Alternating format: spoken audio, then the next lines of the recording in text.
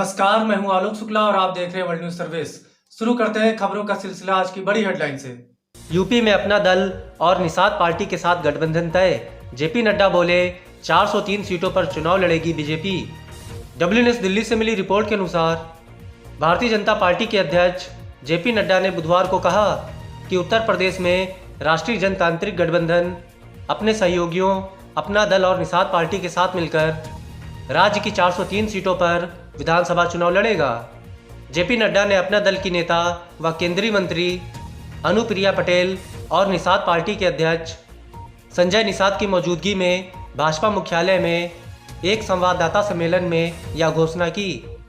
हालांकि उन्होंने यह नहीं बताया कि कौन सा दल कितनी सीटों पर चुनाव लड़ेगा। अखिलेश ने अपर्णा यादव को भाजपा में शामिल होने पर दी बधाई और शुभकामनाएं।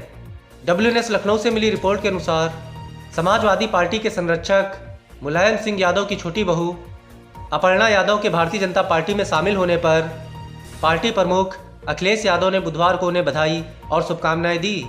बुधवार को एक संवाददाता सम्मेलन में अपर्णा यादव के भाजपा में शामिल होने के बारे में पूछे जाने पर अखिलेश यादव ने कहा, सबसे पहले मैं बधाई और शुभकामनाएं दूंगा।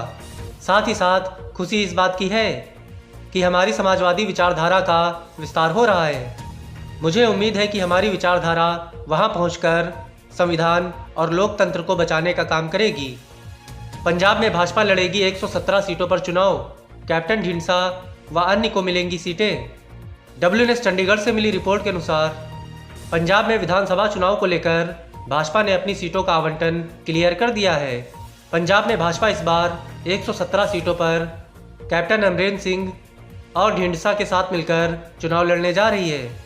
इन 117 सीटों में से भाजपा खुद 63 सीटों पर चुनाव लड़ेगी और इसी तरह से कैप्टन अमरेंद्र सिंह की पार्टी पंजाब लोक कांग्रेस को 36 सीटें दी गई हैं।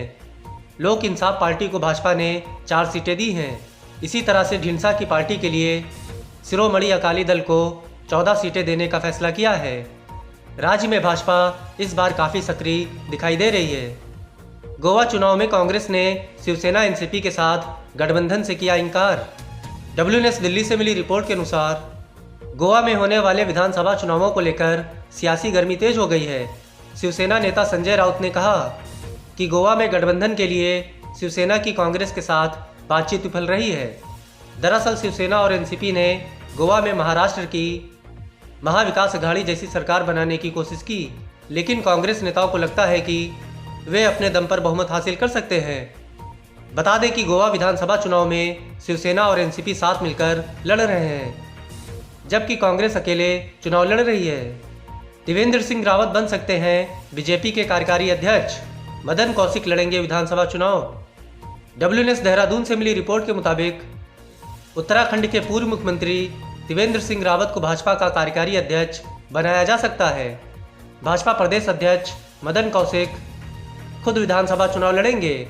वहीं इससे पहले त्रिवेंद्र सिंह रावत ने चुनाव नहीं लड़ने का फैसला किया है। त्रिवेंद्र सिंह रावत को चुनाव संचालन की पूरी जिम्मेदारी मिल सकती है।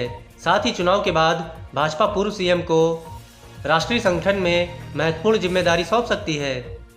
वहीं इससे पहले पिछले दिनों त्रिवेंद्र सिंह रावत ने प्रधानमंत्री नरेंद्र मोदी से मिलकर भी चुनाव न लड़ने की बात कही थी। इसी के साथ आज की खबरों में बस यहीं तक। देश और दुनिया की तमाम खबरों से जुड़े रहने के लिए देखते रहिए वर्ल्ड न्यूज सर्विस। नमस्कार।